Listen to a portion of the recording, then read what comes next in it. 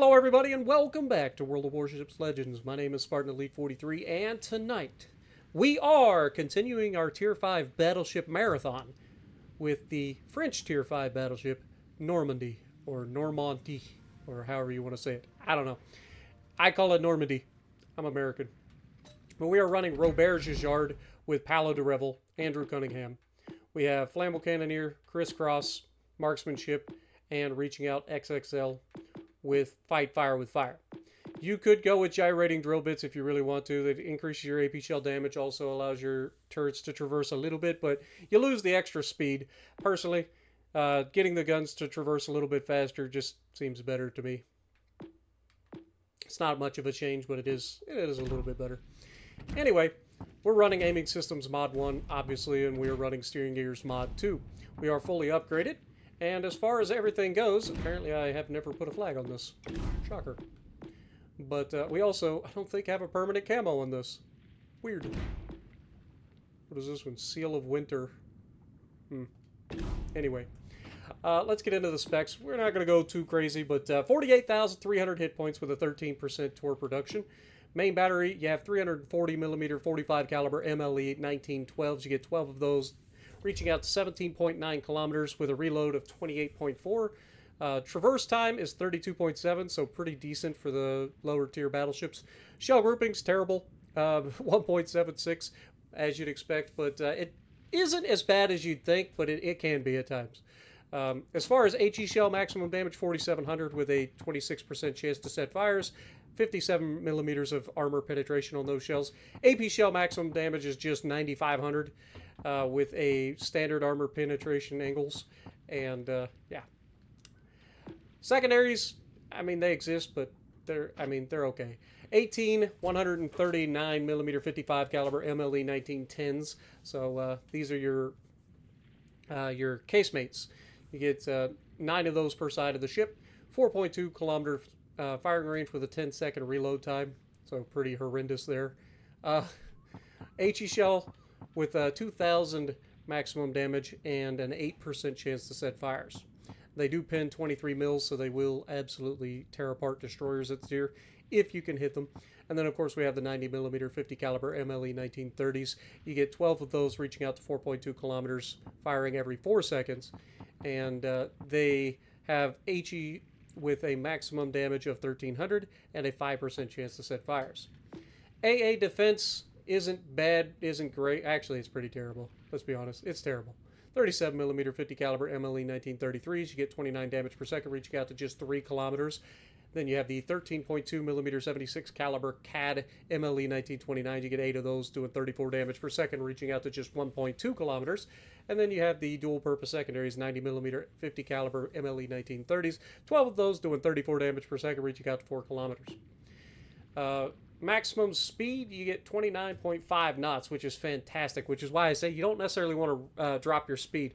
The Normandy can get up and move and get you around the map relatively good for the tier, which is one of our biggest selling points for me anyway. Rotor shift time at 10.8 seconds is also pretty good as well. Concealment, 13.9 by sea, 11.6 by air. 2 is always guaranteed, 12.1 kilometer smoke firing penalty. As far as stats go, yeah, you can see not all ships are like cracked for win rate at this tier. 20 games played in the ship, average of just under 80,000, so 78,000 damage. Pretty average. As far as the actual ship goes, I like the Normandy if it hits the target. And that's pretty much what you can say about every French battleship. If you can hit the target, they're fun. If you can't, not so much. But you do have a 25mm bow. You do also have the extended belt, but you can be overmatched by 15-inch guns and above. Just keep that in mind. It sits relatively low in the water, and you do have some really good armor thickness on the sides, as well as these torque protections giving you a little bit of layered armor. You also have a turtleback armor scheme, as you can see, from the sloped armor belt going over the top of the Citadel. So you don't usually take too many Citadels in this thing. That's not to say you won't take big hits, but you don't usually take any Citadels. And then if you angle this thing, nothing really becomes a problem. It can be pretty funny, but at the same time, it can also be incredibly frustrating when you pull the trigger with 12 guns looking down range and then none of them hit the target. Yeah. It doesn't happen all the time, but it can. Long reach, above average main battery range, fast, above average maximum movement speed, compromising high incoming high caliber AP shells are more likely to overpin the armor, but may still arm in some cases. But overall, let's get to the gameplay. Alrighty, so we're going to be on Haven, and we are in the Normandie. And we are going to try to put ourselves in position to give our team the best possible chance to win the match. We'll see how this goes. Now, when I spawn in, the first thing that I'm going to notice is, A, there's carrier. B, there are 2 destroyers. Right? That's the first things I look for when I get into a match. And so, knowing that there's 2 destroyers and a carrier, I've got to be a little bit more careful about what I want to do. Now, Wargaming was nice enough to spawn me directly behind an island so that I only really have 2 choices, and one of them is suicide. So, I turn left, right? So we're going to go around the left side of the island, try to help our team win this side, and get crossfires where possible. And this is going to be one of those matches where things just go weird. I don't know how to really describe it other than just things go weird. I've got a lot of videos recorded today, I ain't gonna lie. I've spent several hours today playing the game, recording videos for you guys for this week, because I don't know what my work schedule is going to be. Sometimes, like, they were supposed to call me today because I'm supposed to work hours this week, and they didn't get a hold of me, so I don't know when they're planning on calling me tomorrow, but whatever. I hate that. One of the worst things about working for like this crew, as much as I enjoy the job and I enjoy working with them, they are so disorganized. It's just it's obnoxious. They call you up, they say that they'll call you, they never call you, then they tell you, hey, do you want to work this week? And I'm like, yes. And then they're like, oh, I'll get back with you about what the hours and where we're at, and they don't get back with you. And then they'll call you up spur of the moment and be like, hey, can you get here? It's like, dude, I'm an hour and a half away. What do you think? You got to give me a heads up. Anyway, I hate that. It's one of the worst things about working for a company.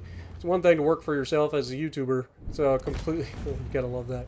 It's a completely different thing when you go to like work for a company and then you just get pulled every which way, and then they don't really like tell you what your hours or where you're at or anything like that. It drives me crazy. Because I have a schedule. I have to schedule everything, right? So I have to get enough videos ready to go just in case on the spur of the moment they decide they call me and they need me. It's frustrating. But either way, we can see there's a destroyer here, the Normandie. He's sitting around the corner waiting to potentially shoot us. So we look at the Rook. We look at the, I think it was a King George as well. And then there's Atlanta out here as well, kind of begging for it. And I'm looking at the destroyer. I'm looking at the Atlanta. The destroyer is not coming around the corner, so we just go ahead and take a shot at the Atlanta, see if we can't get some pins over the island. And of course, this is when the destroyer does decide to come out. So unfortunately, I wasn't able to do anything to shoot him. And we don't even hit the Atlanta anyway, so it didn't matter.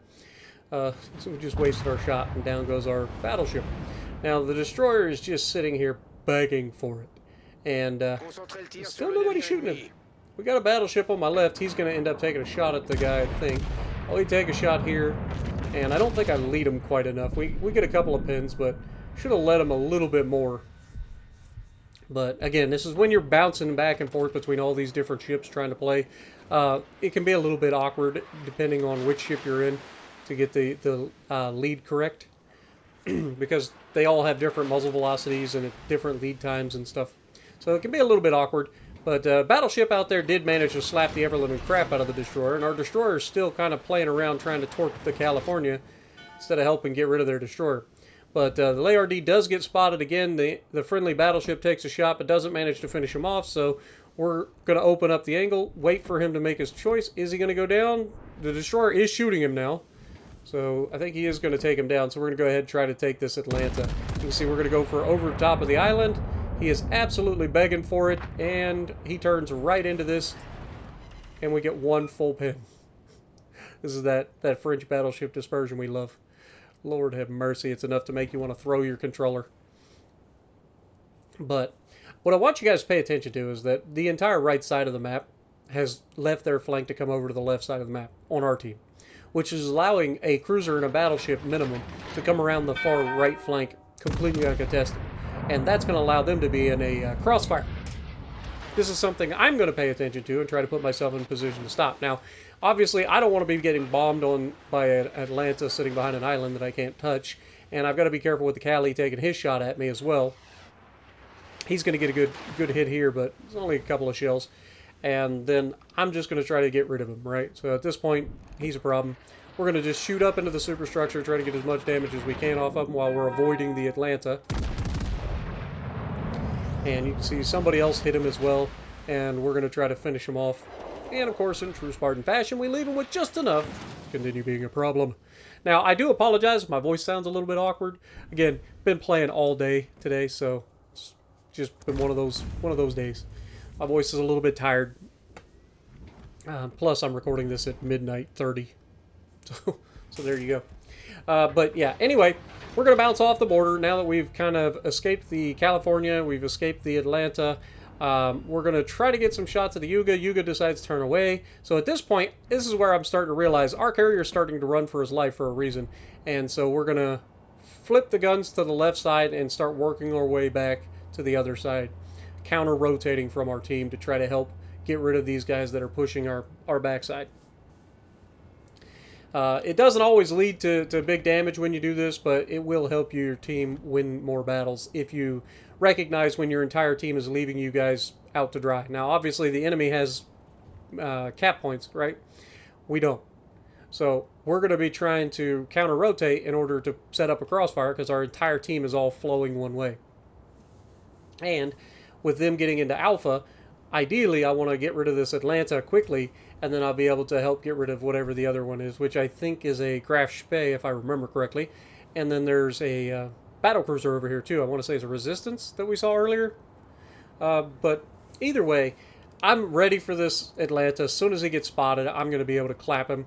Again, this is what pre-planning does. We have our guns all the way rotated. When we get spotted by the Atlanta momentarily, he fires his guns, and he's kind of piddle-farting around, but I'm just going to assume that he's going to speed up. And we aim a little further forward. He does speed up, but unfortunately, we get 5 overpins. That's the troll of the Atlanta right there. It has no armor. So if he gets full broadside, there's a good chance you just overpin him. And you can see he is pinning us, and that's why I didn't want to be bombed by him, because he may only have 5-inch guns, but French battleships and HE don't get along. But our carrier does the unthinkable here. He decides to just like yellow rush out towards the Atlanta here. And there's still a battleship and a cruiser over on the Alpha Cap, right? We can see him coming around the corner, but Atlanta does get himself spotted again. This time he makes a mistake, kind of turns towards us a little bit, and that's going to allow us to citadel him. Again, any angle whatsoever is going to lead to us citadeling him. It's just whether or not we do citadel him or we get all overpins, right? You can see our carrier's starting to get beat on by the Graf Spee. And again, there is a battleship right here. We're just waiting for him to come around the corner. And I'm obviously in a dangerous position for the... Oh, okay, it's a Rook.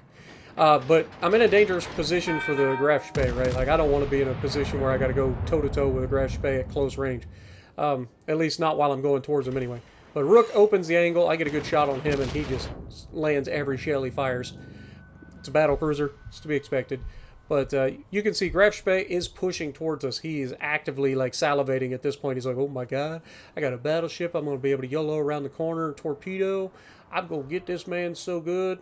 But then, of course, we were the ones spotting, so the Rook goes dark. But I'm not a fool. I know what the Graf Spee is. I know how to beat the Graf Spee.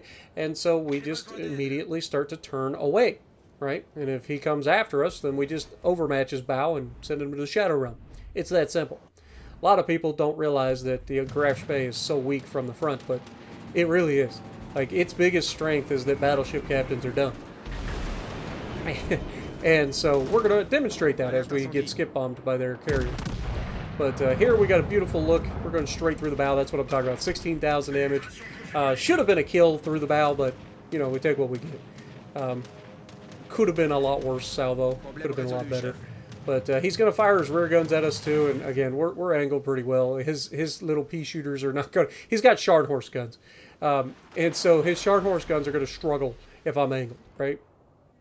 And then, of course, he's going to go back to being bow in. Now, notice the range. I know that, generally speaking, German cruisers have a 6-kilometer torp range. So I'm actively trying to avoid getting within 6 kilometers. And so here we get another beautiful salvo straight through the bow. And rather than finishing the turn towards the guy, we're going to turn back away from the guy, assuming that he decided to drop some torps in the direction that we were last traveling. But the Rook goes down here. And now it's going to take us a little bit of time to turn this thing around. Carrier is going to be a problem for us. And there's the torpedoes. But the carrier is going to try to take us down here. We're going to try to turn this thing all the way back around and get to Alpha. We do have teammates over there on the Alpha cap. We're going to, or the Bravo cap, sorry. And then we're going to be able to dodge these torpedoes because he placed them real far back. And once we get back into this, we're going to go for the cap, but we're not just going for the cap. I know where the carrier is. And apparently I'm like the only one that knows where the carrier is, because like I'm the only one that actively goes for the carrier initially. You'll see what I mean in a minute. But any fool can see that the enemy carrier is most likely at A7 right now, sitting behind the island, constantly trying to bombard our team, and he is going to take down our Nelson, unfortunately. But they are very close to winning on points. So I say very close to winning. They're close to taking the lead on points. That's the better way to put it. But our team does get into the Alpha Bravo cap, whatever the fuck that cap is. Our team gets over there, stops them from accruing points there. They're still accruing points in the Alpha cap, but now we're basically just 1 for 1, at least until we get the Bravo cap, and then of course we will be able to gain more points than they do. And of course, I'm going to be headed straight for the Alpha cap, but I'm also heading straight for the enemy carrier, because I'm pretty confident of where he's at. And as we get closer and closer to the carrier, you'll guarantee you'll be able to pick up what I'm seeing on the map as too, because you can kind of trace the planes from where they come, and that's what we do. Like we look on the mini map, we're like, okay, the carrier's clearly off in the Alpha line, somewhere between A1 and A10. So, as we can see the planes coming from that line. And then I just put 2 and 2 together. He's not spotted, and we have a destroyer headed from Bravo over towards the Alpha line. So, he's probably most likely behind A7, behind the island, right? So, at this point, like I said, I'm just going to try to beeline it straight for the carrier. We've got the game in hand. I ain't worried about trying to capture the base at this point, because we should easily win this, unless he somehow manages to kill our destroyer and our battleship over there, which, I mean, I've seen stranger things happen, but it's not likely in the time that we have left. And so we're just going to point our nose through the Alpha cap straight to the backside of that island to try to get as close to him as possible. And our destroyer is trying to dodge the enemy carrier, because the carrier keeps trying to drop them with torpedoes and everything else. But you'll see in a minute, I do ping the map just to make sure that everybody knows where the carrier actually is, right? And so I think it's right about now. Yeah, you'll see that I get on here and I'm like, he's right there, right? So I'm hoping, here's what I'm hoping happens. I'm capturing this base. My destroyer and my battleship go straight down the 8 line. And then as I go around the island over here on the right, this carrier is going to reverse right into them, right? So that's the goal. And you can see carrier's coming for us. He wants to get some more defense ribbons. I couldn't care less. At this point, I'm just trying to get to him and kill him. And there's only so many, or so much more he can do. But this is another perfect example of just how fast this ship actually is. Being able to get all the way back from the border in a battleship at Tier 5 and get all the way across to the backside of this island to be able to intercept this carrier with a very short amount of time left. That's pretty incredible. Also, French magic bullets tend to do really well against carriers for some reason. Out of all the battleships that I shoot carriers with, the French battleships seem to do a really good job of citadeling the ever-living crap out of battleships, or out of their carriers. But you can see he gets me with a little bit of a skip bomb, and then I'm going to put it right through the bow side plating. Blam! But of course, I'm not allowed to kill him. It'd be rude, wouldn't it? Would be rude. Of course, he is reversing as expected, straight towards my teammates, who are coming around the backside of the island any moment. He's trying to run away from me. He's got less than a minute left before this game ends anyway. And he's fighting his backside off to try to survive this, but unfortunately for him, it ain't going to matter because he is, like I said, reversing straight towards my team. And then we try to get a shot around the island once again. Of course, the rear turret ends up hitting the island, unfortunately. But that's going to be the end of him, as he does knock out my propulsion temporarily. But again, this is just me shooting down a couple. You can see, for the amount of planes that have been around me for the last like minute and a half, we've shot down one plane. Not a good AA boat. But still a pretty solid game. 108,000 damage, nothing crazy, but top of leaderboard, 2,600, almost 2,700 base XP, doing our job and counter-rotating to give our team the best chance to win. Otherwise, our team probably loses that match. But let me know what you guys think down in the comments below. Are you guys still enjoying the Tier 5 marathon? I've got several more videos for you guys. And if you like what I'm doing, punch the like button, leave a comment below, subscribe to the channel if you haven't already, and as always, I will see you in the next video.